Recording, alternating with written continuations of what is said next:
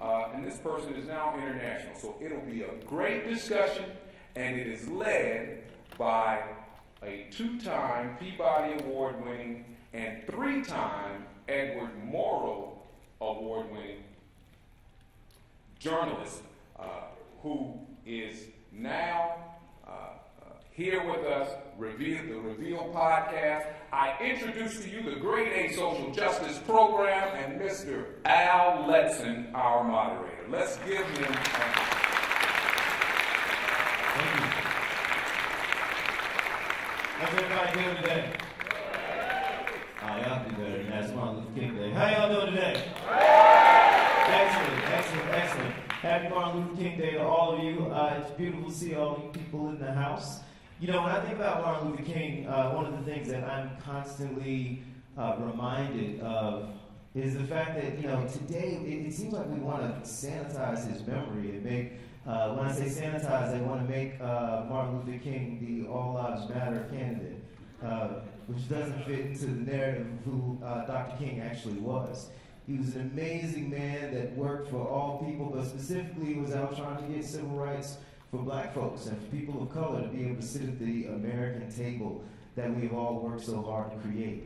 And so what this panel is going to be about is really reflecting on that legacy and speaking to every one of you. Now, it's set up where I'm going to be asking some questions, and we're going to bring some great panelists out here, but the conversation shouldn't end here. So once we're done, please talk to each other, talk to people outside, find the panelists, talk to them. You can holler at me anytime you want.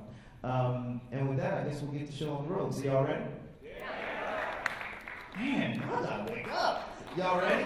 Yeah. First up, coming to you all the way from Oakland via Paris, I have Miss Ricky Stevenson.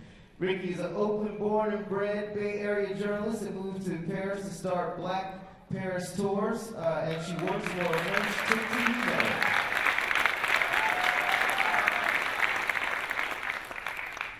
So I'm a big, stupid comic book nerd. So my next panelist is my man, Mr. John Jennings. He is.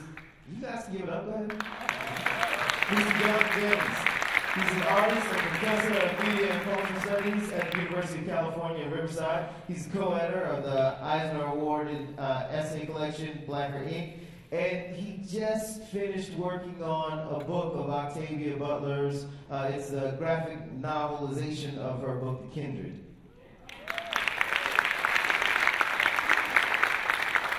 Next up is Yolanda Jackson. Yolanda is the attorney and executive director, general counsel of the Bar Association of San Francisco, and the executive director of Justice and Diversity Center. She spends much of her time as a volunteer and mentor in underserved communities.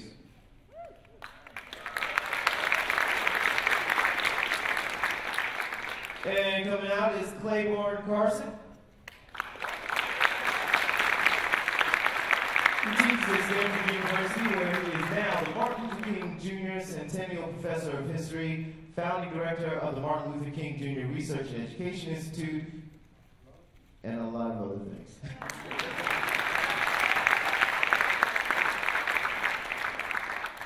And now we have Renee Hayes, the Assistant Director of Grants for Arts for the City of San Francisco.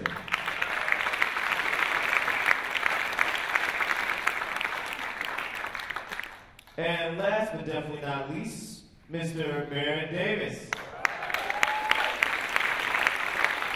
Bay Area people known for his skills on the basketball court and off court. He's made his name in the world of film.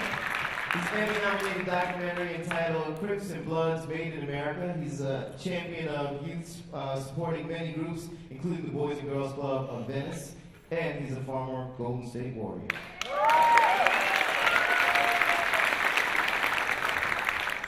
So panelists, we're going to start this off, and I'm just going to ask one question I'd like all of you to respond to. So Dr. King and so many other people fought for justice, but considering today's political climate, has the idea of justice almost become, obsolete? And if that's true, or even if it's not true, what does justice in our community mean to you? I know that's a heavy one, so I'm going to let whoever wants to speak set it up. So I'll start. I would say only is it not obsolete, but it's more critical now than ever because we've spent the last 40 years becoming very comfortable thinking that everything has been fixed and changed. We had a black president, which made a lot of people complacent. And I think what we just received in the current environment is a wake-up call. And we need to be just as vigilant as Dr. King was in the 60s. And to me, justice means it's a two-part question. One is having access. So that means that you can get a lawyer when you need a lawyer. It means you can get into the system in a way that's fair and equitable, like people with money. As we know, justice often equates to economy. And it means once you're in the system that the rules are applied equitably. That's what justice means to me.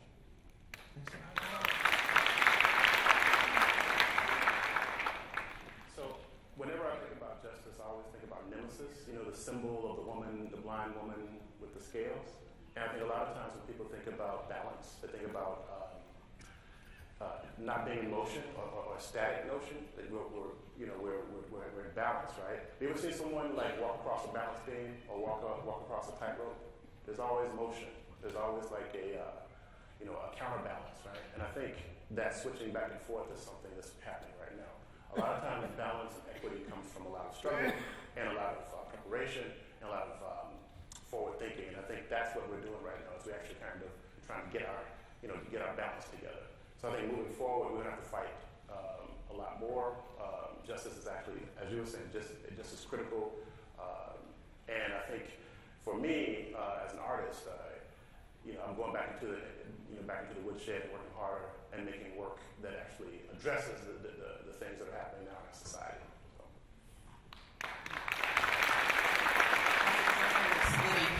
Outside of the country, whenever horrors happen in the United States, I'm called on to be a pundit for the French network. It's like CNN. And they're like, how could this happen? And I say, but how could the things that are happening in France happen? The discrimination against Muslims, the contraction of freedoms. I feel very safe. I feel very free. I'm African American. I'm like honorary in France. But I know if I had just gotten off a boat from Africa, from one of the former colonies, that I would be treated differently. I still grapple with what it means to be here in the United States and to come up against police officers, some good, a whole lot bad. And I just wonder, almost holding my breath, what's going to happen? I think that since this is Martin Luther King's holiday, one of the things we need to do in order to really prepare for the next 4 years is to really rethink how we honor Martin Luther King. Because I think that part of the complacency that you referred to is that sense of looking back on him as a civil rights leader who accomplished these things back in the 1960s. And you have a whole generation growing up honoring that, but also not moving beyond that. And I think Martin Luther King moved beyond that. I think after 1965, it would be erroneous to think of him merely as a civil rights leader. The civil rights agenda, he wasn't marching for civil rights in that sense when he was in Chicago, or when he was leading the Poor People's Campaign, or when he was in Memphis working with sanitation workers who were striking for a living wage. He was dealing with the problems that we're still dealing with today. He understood when he wrote his last book, Where Do We Go From Here? That book was Where Do We Go From Here in 1967, after the passage of civil rights legislation. And I think that we still haven't answered that question today. We haven't even got to the first part of the question, who are we who are going to get someplace?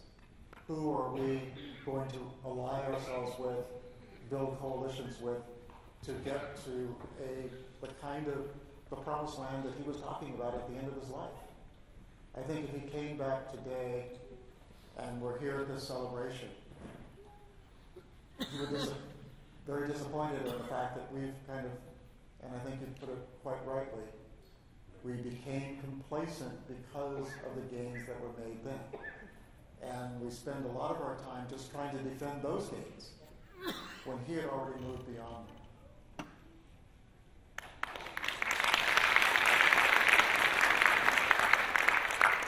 I think justice is never obsolete. I think that we always have to be vigilant about it.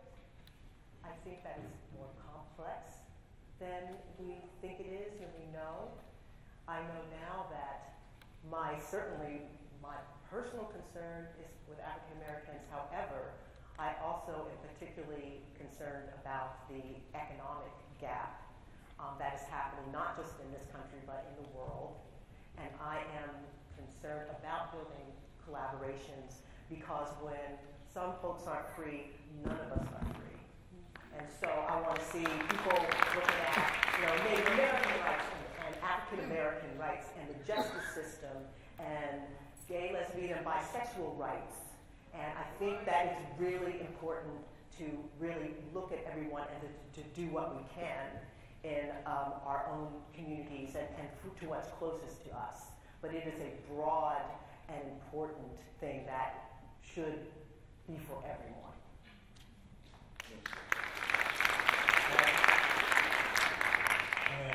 I agree with you all. I think that for me, justice is not a fight.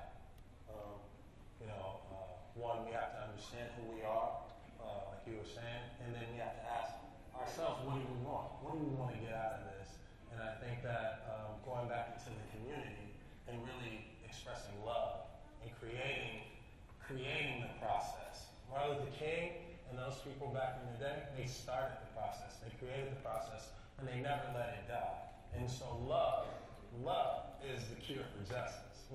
Education is the cure for justice. So if we're spending our time educating our community, educating our young kids, then we'll teach them how to go the right route and teach them that, you know what, the police is not your enemy. You know what I mean? Like, you could be a police officer, and you can help that kid, instead of beating him or killing him, you can help that kid find a different route because you know him, you can communicate. So it all starts with the communication and education and what we're doing and not being complacent on waiting for someone else or the president or whoever the president is to wave some magic pixie dust on us. We got to get up and we got to move and we got to start talking to each other. I want to follow up on something that you said. It's something I've heard a lot from everybody here with the idea of complacency, which I totally agree with. But I'm curious. It seems to me that you have complacency, but you also have the shifting. The game kind of changed. So once the Civil Rights Act was passed, and I think a lot of people felt like at that time, I'm a little young, I wasn't there, but I think a lot of people at that time felt that we had reached the promised land. But then, really soon after that, you roll into the prison industrial complex. And, a lot of the politicians that we love, the African-American politicians that we love, that are there for the community, that fight for the community, a lot of them voted for some of these measures that have put African Americans away for a really long time. And so I guess the question I have is how can we know when the game is shifting? Because that's what we've seen is that racism goes from it goes from one form into another form into another form, and at times we just don't even realize that it's changing on us. I would venture to say that we should look at the justice system from wing to wing, and it's a very complex system. So from the time you are stopped on the street and asked a question, to that turning into an arrest, to that turning into being charged, to that turning into being assigned a lawyer, to every step of the way of that spectrum is fraught with bias and racism. And so how you get charged, how you get sentenced, what your jury thinks of you, whether or not you come up for parole, are all treated in most cases differently depending upon the color of your skin and how much money you have to get to I think there's also one of the things that I would recommend in terms of studying history is to have a sense of where this period fits in. Mm-hmm. We had a complacency after slavery ended.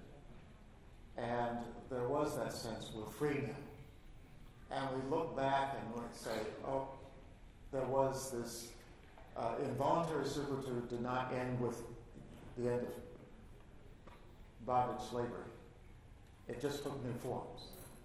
And it takes a while to recognize those new forms. I mean, when you think about it, at exactly the same time the Voting Rights Act is passed, Martin Luther King is called to Los Angeles. Why? Because of a clash involving police and the black community in South Central.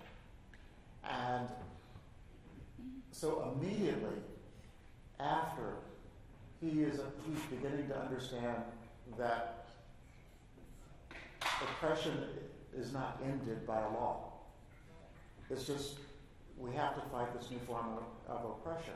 And I think rather than seeing him as unaware of that, I think he was one of those who was visionary enough to understand, oh, I need to move beyond being a civil rights leader. I need to go to Chicago. I need to find out more about what's happening there and begin to deal with those kinds of problems, and ultimately launch the Poor People's Campaign, which to this day is the most radical campaign. You know, when we talk about the Occupy movement, nobody even thought about proposing going to the National Mall and occupying it. That's what King was trying to do at the end of his life, something that hasn't even been thought about in the years since.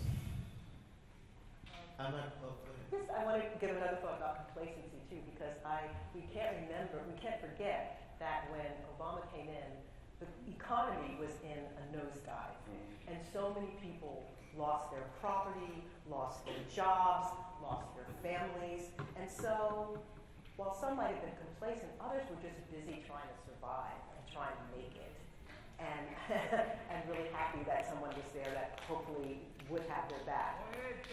Right, and so that is there. But the thing about complacency that I am most concerned about is people did not get out and vote. They did not get out and vote.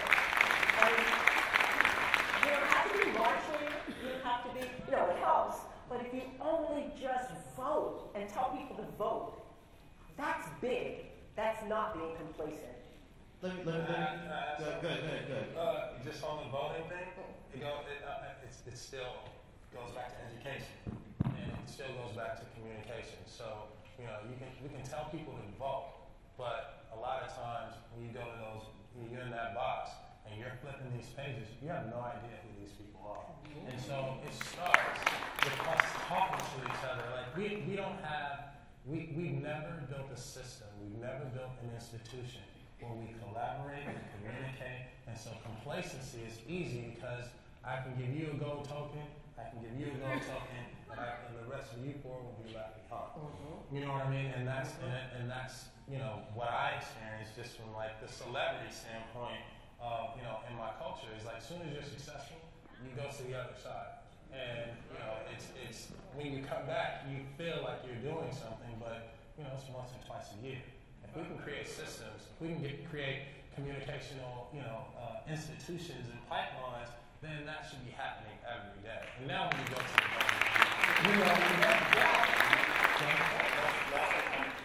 what I'm really interested in as a media studies professor are these notions of different types of narratives and like how the story behind the civil rights movement is mythologized and also dealt with it from a very nostalgic standpoint.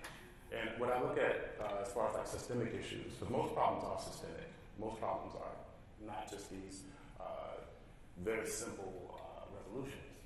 They're actually extremely what Richard Buchanan calls, he's a design theorist, wicked systems, wicked problems. So a lot of times when we think about like just how narratives are created in the West, there's always like a bad guy. There's always a resolution at the end of it. And we're like, we're actually like, we consume those types of narratives every day, whether it's like film, books that we read.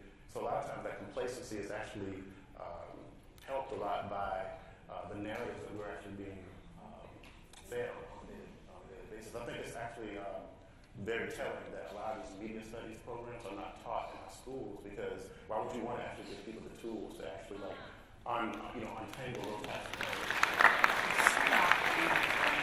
Exactly. Tom Burrell, great advertising historian. Man, he took my tour. I wanted to listen to him.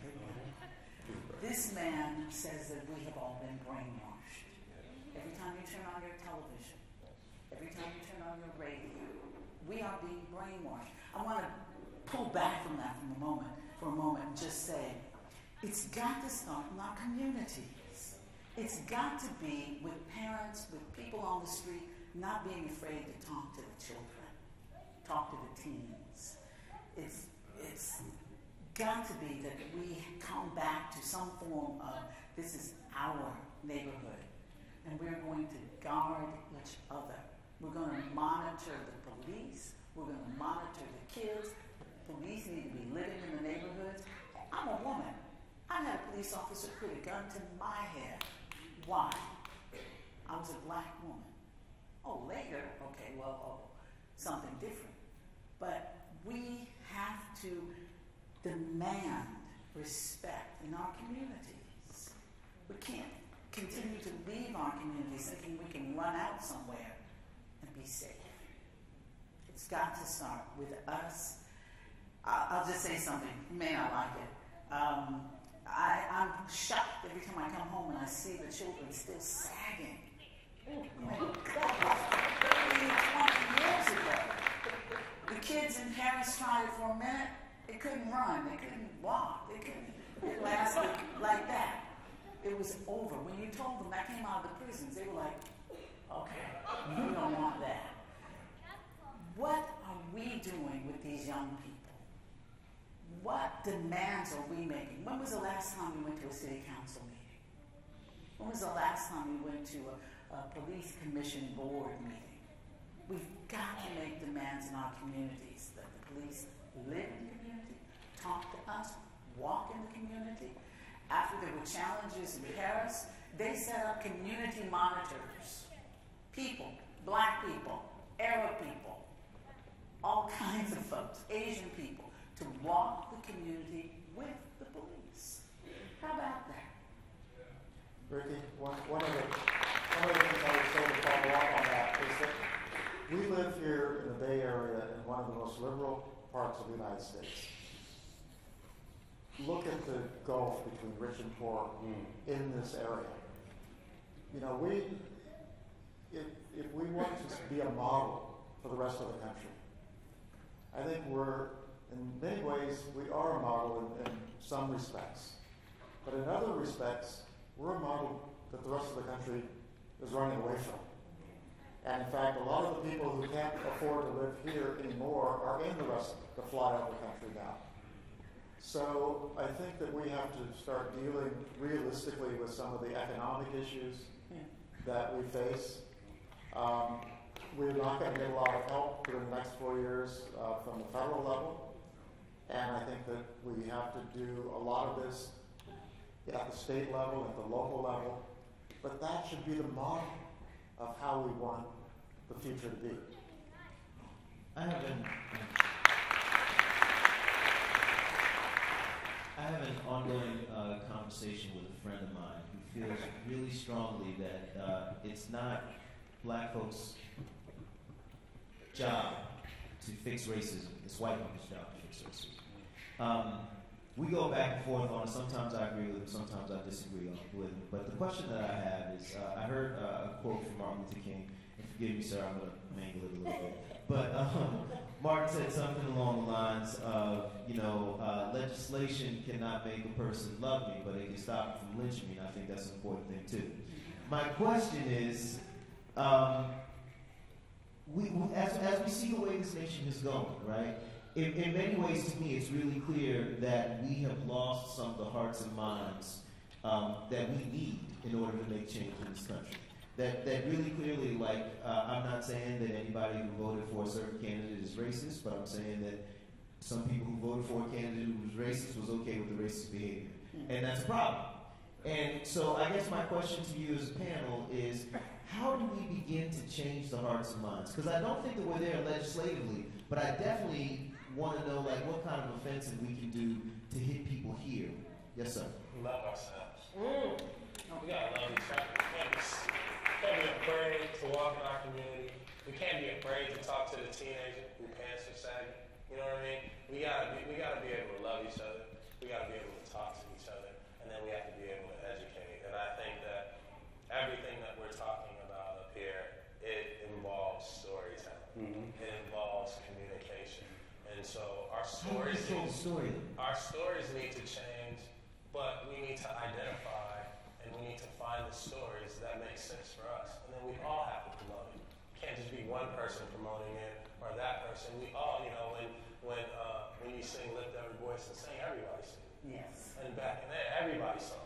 And so that's what we have to do. Is like when we want and we ask and we need for stuff, go find it. And when we find it, make sure you tell somebody, because that's the important part of storytelling. Is when everybody's telling the story, then people are aware of it. But when you write a book or you write a book and we don't all promote it and get behind it and rally behind it, then the words don't mean as much as they should. Because media is multifaceted, right? Media is multifaceted, and I think that what happens with African Americans is that we get pinned into one corner.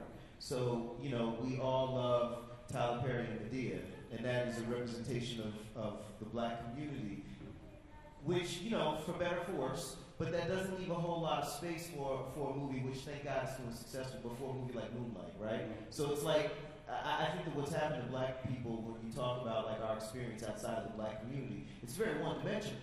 So I guess the question is like, how do we expand the dimension and get people to see the whole of who the African American community is, with all the intersectionality and connecting it to it? It's a very difficult problem, because the notion of stereotypes, so we're talking about stereotyping, for instance. Trayvon Martin was killed because the text of his body or the images that have been projected upon his body are that of felon, murderer, rapist, what have you, right? Even though he was a teenager, right? There's multiple generations of stories that have been projected upon the black body that denigrate us, that connote evil, right? So stereotype actually comes from printing. It's from French printers. Stereos means hard or fixed. So this notion of like chopping through stereotype, that's what it actually means. So it's not supposed to change. It's actually really well defined as far as like how stereotype functions. It doesn't get picked up until like the 1920s, the way we're talking about, but it was a printing term. So this notion of propagation is something that's very inherent in stereotype. So as Barry was saying, we actually do have to come together, figure out how to control the modes of mediation of our blackness and our stories, and actually like basically show the world and actually show each other that we're not monolithic in nature. They actually because basically those particular types of stories have actually functioned throughout history to dehumanize us and make us human. First, we have to become seen as being human instead of being three-fifths human, right? And we actually people. Those narratives are still very much ingrained in us. Oh, absolutely. And they're not just ingrained in people outside the race; they're ingrained in us. That's right. Yes. That's very much true. How many of us are aware that we, as a community, black Americans, we spend $1 trillion a year? $1 trillion. If you took just a few of your dollars and put them in the black bank, if you put them in your church credit union, took it out of Bank of America, which I'm getting ready to do. If you said, as people do, I'm going to buy black as often as I can. Not, I'm just going to do it because it's just black, because it is in many cases superior, the service that you get. If we again go back to our communities, $1 trillion. I have listened to groups that said if we just stop shopping, stop going to Target, stop going to Walmart, stop going one day, you don't think they would listen? You don't think things would change immediately? But how do we get that message out? We need to talk to each other. So I would venture to say that the issue is a little deeper than that. It's beyond the commercialism. It's a trust issue. So in addition to Barron's love our community, Black people don't trust each other. Yes. We don't trust each other when we are hired in a position to hire people on our jobs. We don't trust each other when it comes to promoting various pieces of art and work and books and movies. Are we the first ones in line to go make sure that it's a success? No, not necessarily. I'm proud to say that I'm a business, I have a business. People like, no. And then they're like, wow, you did what you said you were going to do. And anybody I said you to is going to do it. So that's the point, that why is there this skepticism? That we don't have the same level of skepticism when we go to a majority business. Why can the Filipino community and the Asian community get it right? Why are they so good about supporting each other? So I think that's kind of what fixing the kind of where we buy and where we shop is kind of putting the Band-Aid on the problem. It's not a zero-sum game for African Americans. If you succeed, then I can't. That's not how this is measured. The crab in the barrel mentality, I mean, there's all sorts of names that are put to this. And that's what I would like. I don't have the answer, but I would love to be a part of trying to figure that out. I think it's, for us, we're thinking about survival. It's like when we're born and we're born into whatever house, our opportunity is so far viewed. So we have to survive to get there. And so once we can stop these kids from surviving, and realize that, like, hey, you don't have to survive, and we can build pipeline. But don't other cultures go through that? Not necessarily here, because when other cultures come here, they come together. They come in different forms. Whether there's 100,000 or 100 people, they go in their community and then they form a whole ecosystem around those 3 or 4 or 5 people, and it starts from 100. I'm from Southern California, so when I was born, it was a Mexican family across the street, a Mexican family next door, and now it's the whole community, because when they move, they come in and they're helping and they're building, and so for us, and they bring everybody along. And I would say the narrative is different too, right? The narrative the narrative that they bring with them is different than the narrative that's already here in America, whereas in like African Americans are raised in the narrative of I can't trust you, and my career has like gone in a couple different ways, and every time I break into let me just make this point real quick. Every time I break into another area, a lot of times like it'll be me and one other brother like going for this thing. And the beautiful thing is that the last 2 opportunities I had was me and another brother, and we both got it. But the first time, and I'll just say, like, you guys might know him, his name's Glenn Washington. He has a show called Snap Judgment. Amazing man. And Glenn and I got into public radio around the same time together. And we were in this like competition where they're looking for new hosts, new shows. It was 10 of us. And Glenn and I were friendly with each other, but we weren't like boys. In the contest, because both of us, and when we both won the contest, we called each other screaming, and I was like, dog, I didn't think they was going to live up to sick. And I realized right then that we had been working from the idea of lack, of like there's not enough room for me and him. And that's why I began to correct my thinking. Like, I'm not going to be that brother. I'm not. Like, there's room for all of us in the sun. I just wanted to you talked about stereotyping. And I think that we have that tendency, even in this discussion, to stereotype in terms of understanding the experiences of other groups in American society. I think that one thing that should be emphasized are those positive stories. You were talking about storytelling. I mean, the story of our movement is a story. In Montgomery, Alabama, for 381 days, the community stayed off the buses. Yes. Have you ever seen a more united example of Black people coming together for a common purpose? So we have a history of that. We can either emphasize the positive stories. We have a president for a couple more days who would not be president except for Black people voting. For the struggle.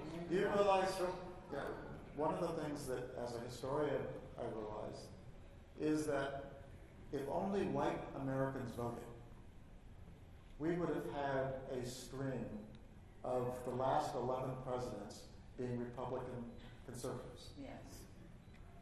I mean, that has been the voting pattern in this country.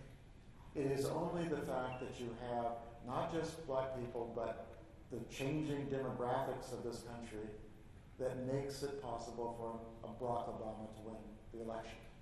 This is a little bit of a digression, but when we're talking about stereotypes, I just have to give a shout out to so many artists who break those stereotypes.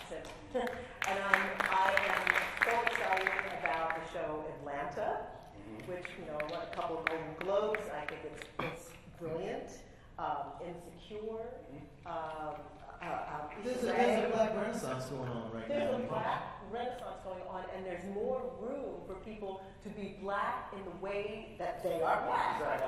And I just feel that those folks should be supported, and it just makes me very hopeful and very optimistic about us not continuing to swallow the Kool-Aid of one stereotype and in one way.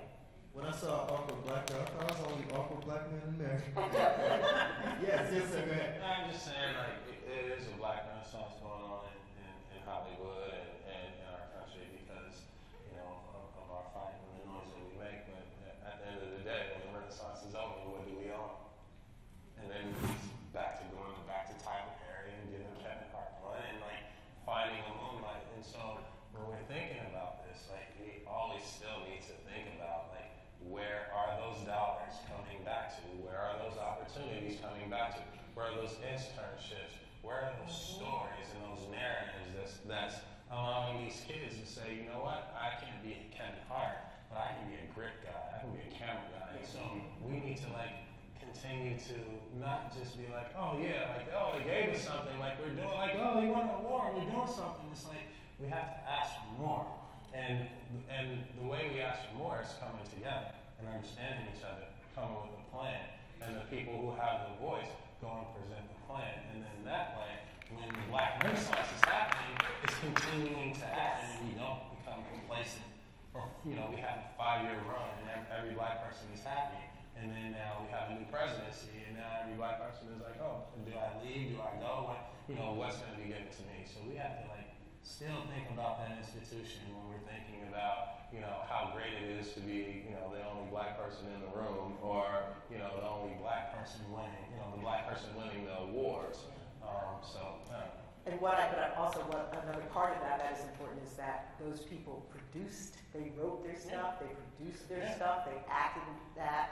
So it's not just the tale that's told, it's who's telling it. And I think that that's really important. That's what's going to help things continue. Absolutely. But to add on to what Barry said, we have a lot of successful black people in this country. A lot. In very areas, the aid that go across the state. This is just a small example of that. We have to not be afraid to bring others along and take that chance, if you will. Because by many, it's seen as taking a chance. When you hire, recommend, write a letter, introduce somebody to somebody else, it doesn't cost us a thing except the fear that it may fail. And we have to get beyond that. And we have to be willing to bring somebody else along with us wherever we're going. So you have to recommend. Not everybody's going to be an actor, a basketball player, football player. We're going to be plumbers that I can trust, doctors that I can trust, dentists, somewhere I can go get my nails done, and a black woman is doing them? How many of you have decided, let me reach out and find out, Delane's natural nail care. There are so many of us doing businesses, and you may not know about the restaurants that we own, the good restaurants. I think we have to get that. There's a group that I know of, I haven't talked to them lately in Oakland, but it's Buy Black. And you can go online, you can Google, not just black, but what's good. One of the organizations where it's hard for black people to get in, because, example, Jeffrey's Inner Circle in Oakland.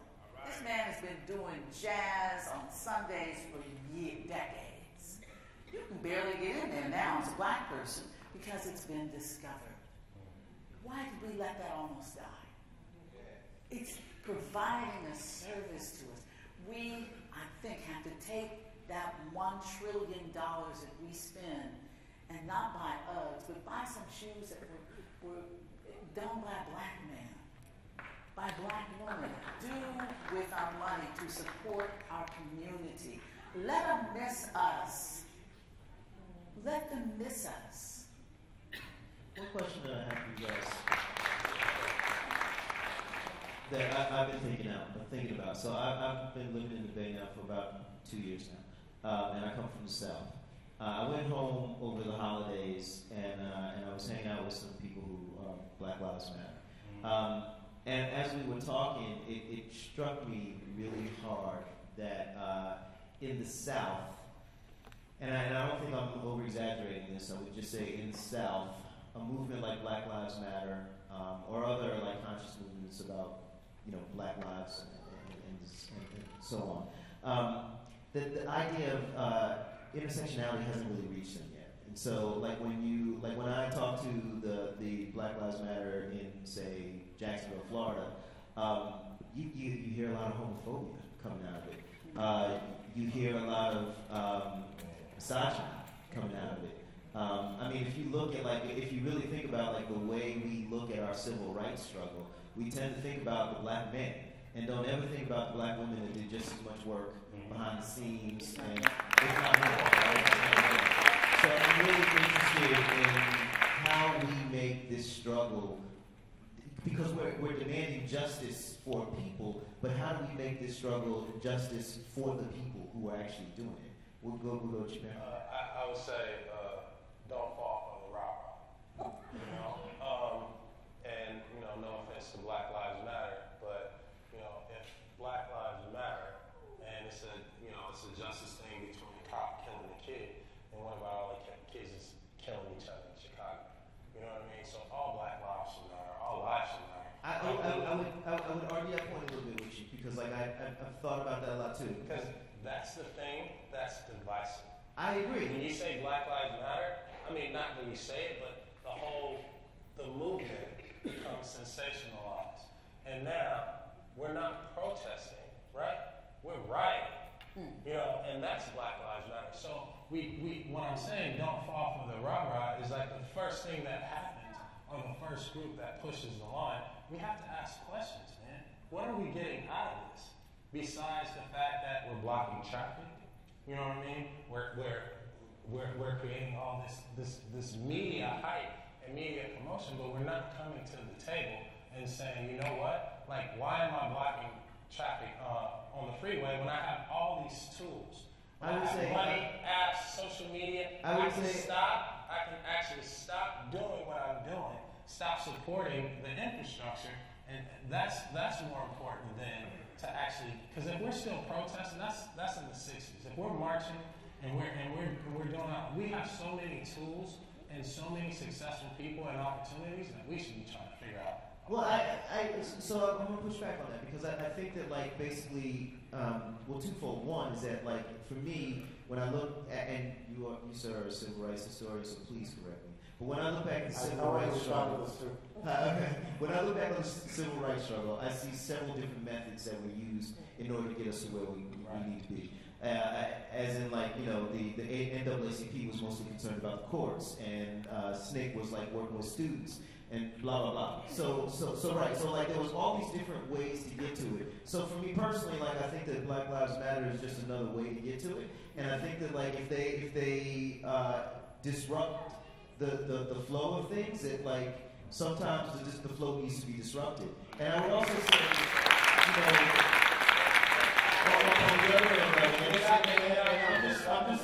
I'm just moderating, so I'm saying this and get out the way.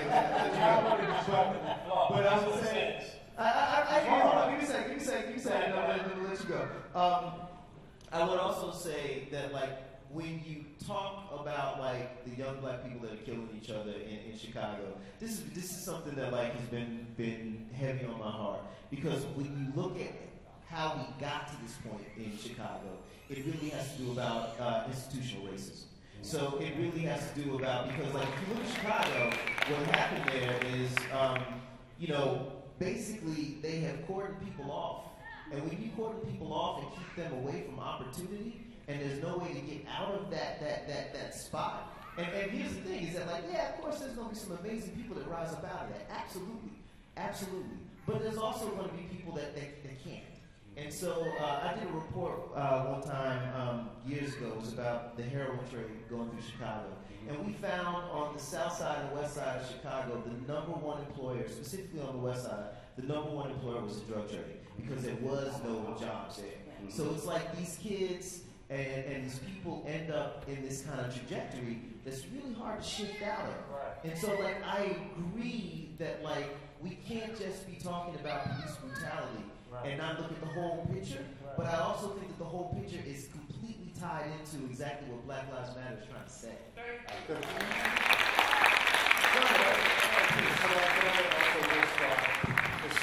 Look, I understand that you might not choose to shut down the freeway. I wouldn't go out on the freeway. But how many people were concerned? Ferguson didn't start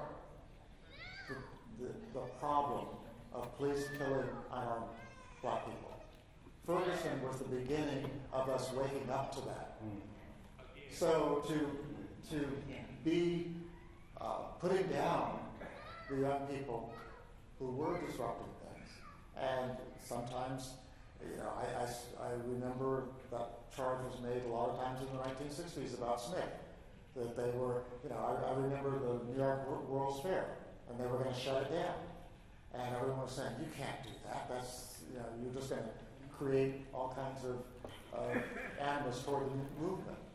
And people went on and did what they had to do to get the point across of disrupting the society until a problem is addressed.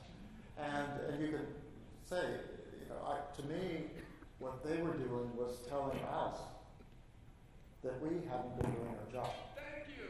That we have allowed this we knew it happened, because, if you're black and living in any city, you know what this problem is. And you probably know somebody who's had some bad encounter with police. So we allowed the problem to persist, and they were the ones who said, we're not going to accept this anymore. I have to say something about that. I agree with you. It has to be everything. But we have to take the money that we spend, and I think we have to make an impact. When I grew up in East Palo Alto, when I was in high school, we knew police were bringing the drugs and the guns into the community. All right? We knew that.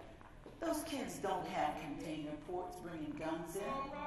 They don't have container ports bringing drugs in. Who's doing it?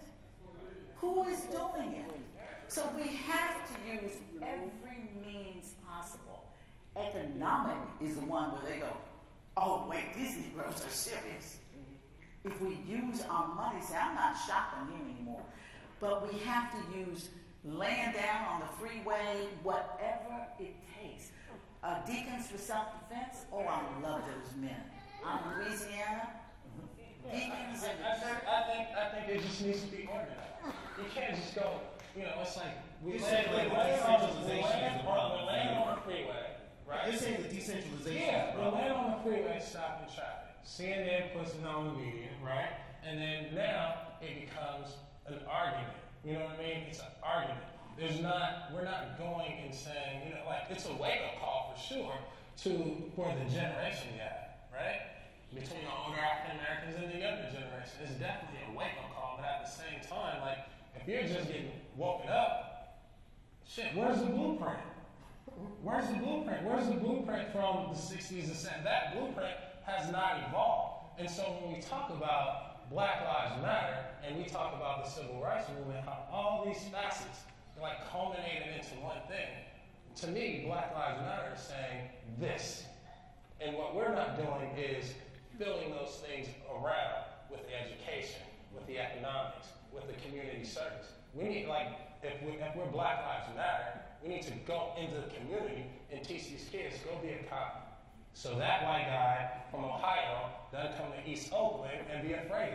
You can grow up with the same cop. You can go to school with the same person and he'll understand you. Why are we afraid to be cops? Why are we afraid to be judges? Why are we afraid to get into the system? That is disruptive. That's how you disrupt things. Not sitting back and continuing to beat and get beat and fight. Like, we have to be smart in the things that we do. And so we need to use the rah-rah to educate and to plant seeds. And then once we're able to do that, then we can disrupt the system.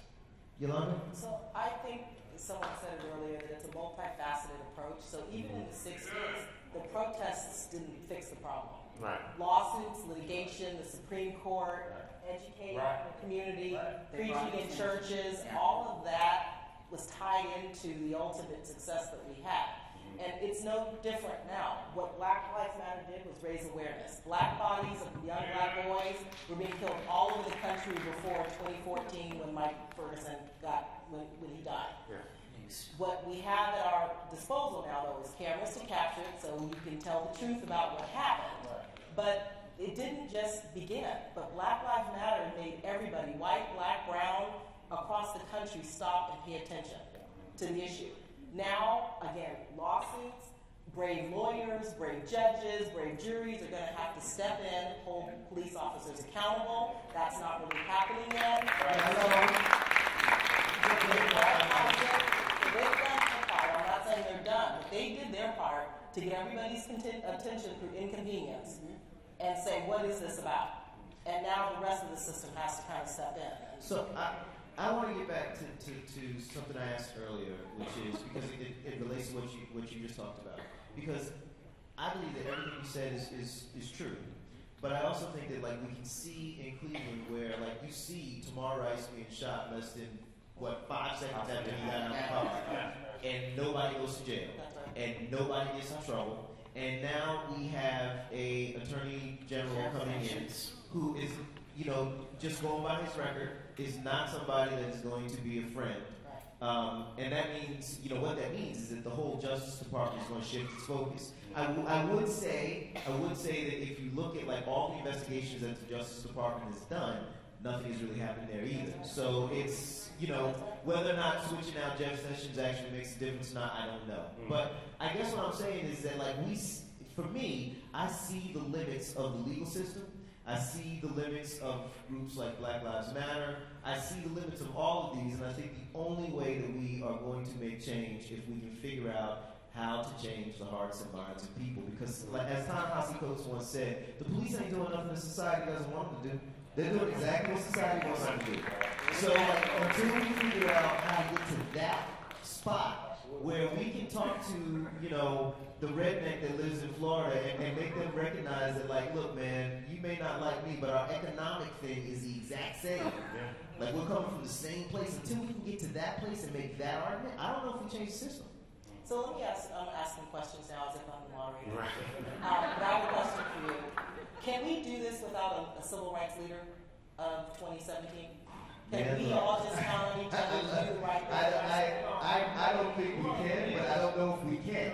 Yeah, I don't. You know what I'm saying? Like, the time that Martin and Malcolm came about in was a time when the narrative could be controlled, and we could, and these people could be created. And I think that we are in a place where everything is multifaceted and fractured, and I don't know if that's possible. And you had time to plan. There wasn't a huge, multimedia form back then, so you had time to sit and plan and organize and then implement. So if it's 381 days of, we're going to boycott these buses, that was planned out. That wasn't planned out like just because something happened. But it's good to remember that it wasn't planned out by Martin Luther King. Right. Yes. Exactly. It was planned out by the Women's Political Council. Right. That's exactly what I'm saying.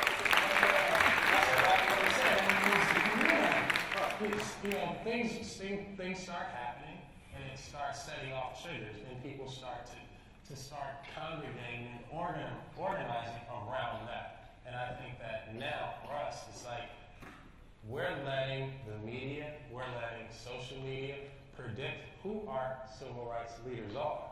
So stop retweeting, you know what I mean? Stop retweeting or giving attention to the ones that are ignorant, that they're saying, okay, here's your guy because he's popular and famous. And so now when they put the camera on our quote unquote, new leaders, because our new leaders is celebrities as far as like the way this country is, the way this country is organized. Our leaders, our black leaders are the people who are the most popular. And so we have to change that.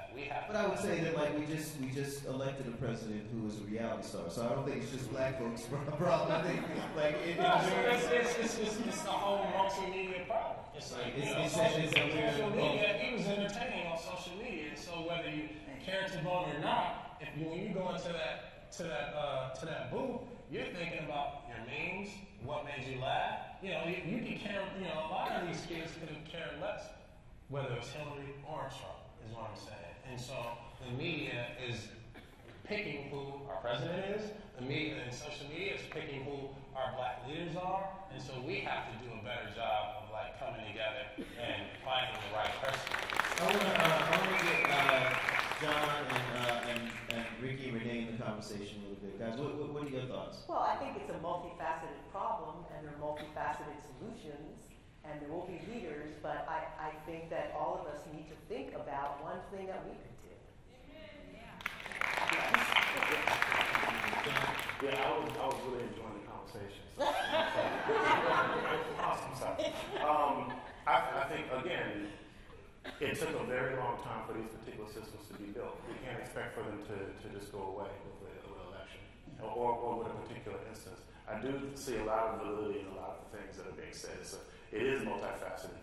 And also the technologies of resistance have changed, right? The technology, I think that with every type of technology, you do have a dark side and a light side of how it's being used, right?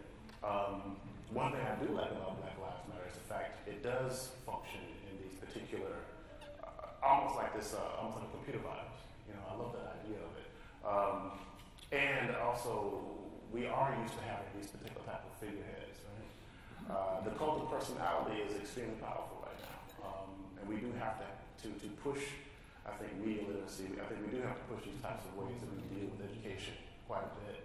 And I think that right now, our art is a weapon, too. This notion of how do we actually weaponize our education, weaponize our stories, and weaponize our art, which is something I'm extremely focused on. Again, it's a wicked problem, and it's going to take a lot of study and a lot of untangling. Either that or the system has to fall. The system has to crash. There are some people called accelerists, actually, who want to accelerate the crash of the system so to actually start over. Those people are out there, right? The accelerists. The accelerators. The chief advisor to the president-elect has basically gone on record saying that, that's what he, prior to becoming him, Steve Bannon said that he wants, things to fall apart quick, so that way they can reestablish, recreate. From the ashes. Ricky? I think we've been the victims of a coup. That's my personal feeling. I have been in Florida, in different states, and I'm trying to find the people who voted for Trump. Don't say that name, I'm sorry. Who voted for that man? I can't imagine anyone that ignorant being where he is, that ignorant, that racist, all the stuff he is. Stupid. The mayor of Paris said, he's stupid. He's an idiot. I can't imagine unless we had been the victims of a coup. I would disagree with you. I'm not saying that we could not be victims of a coup. I'm not trying to change your opinion, but I would say that America was built on, the foundation of America is built on racism and built on the idea of white supremacy. And if you have a country that's built on that as the foundation, and then you look at I also believe in the concept of the pendulum swinging, right? And so we get I've done a lot of research on biorusting, And one of the things, I interviewed some people that work with Bayard a lot, and Bayard was saying that, like, you know, after the March on Washington, they were just swinging so high. And then 3 weeks later, you know, you get the bombing in Birmingham and the girls die. You know, like, it's just like the pendulum swings. And I think we had an amazing swing to get an African-American president in the office. And I think the pushback from that is going to be huge. You know, like the pushback from a March on Washington is, you know, God rest them, but the 4 dead girls and a lot of other things that happened. But I think that when you have something major, like a black president come in, when it swings the other way, man, it's going to swing hard. A powerful black president. Oh, but we are black people who've lived in a racist society in America before. I'm seeing people coming together to talk to each other in communities. I was sorry that I couldn't stop and listen to Reverend Amos Brown, who was giving a speech out there. Powerful. So we have lived in racist America. It's not going to be, you know, people are saying, we've done this before. So will this bring us closer together to each other? Will black companies now come? You know, will that be a major thing in our community? Will we start helping each other more? I was in Florida, and white people couldn't help me enough. We're so sorry. We're so sorry. It was amazing. It was amazing. So, and I know that there are good people of every ethnicity who don't want that. Who don't want it. So will this bring us closer, I'm praying, will this bring us closer together as people? So playing devil's advocate, a friend of mine constantly says, like, the devil don't need an advocate, but just playing the other side of it. I think there's a lot of people, I would say, the vast majority of people that voted for Donald J. Trump do not say the whole name. I'm sorry. Yes. I would say that a lot of them don't believe that they're racist. A lot of them believe that Donald is not a racist. And so, like, the thesis that you're laying down is, like, how could we elect this racist man? Those are your words. I would just say that a lot of people don't feel that way. A lot of people don't feel that he's racist. Yes, sir. Well, I think it's also important to point out that we should really have, if we understood the depth of the problems that we're facing, we should be having the same discussion if Hillary Clinton were going to be. Obviously, these problems have persisted with a black president. So we weren't expecting Hillary Clinton to solve the problems that we've been talking about on the panel. So I would have hoped that we would have the same kind of discussion, whoever is becoming president. Because the day after the inauguration, we're going to still face those same problems. And I think that it would be nice to have an ally in the White House. Mm-hmm. But if you don't, it solves the complacency problem. Yeah, I was going to say, it polarizes the issues that wakes us up. Yeah. But look, wasn't that what Dr. King said? Session 9 years ago. Starting this. To your complacency thing over the last 8 years. I will take credit for being at the inauguration of Obama, and I said the most important day was not tomorrow, which was inauguration day, but the day after. And with that, we have to close it out. Ladies and gentlemen, please give a warm applause for the ladies, Clayborne Carson, Yolanda Jackson, Yolanda Jackson, and Ricky Susan.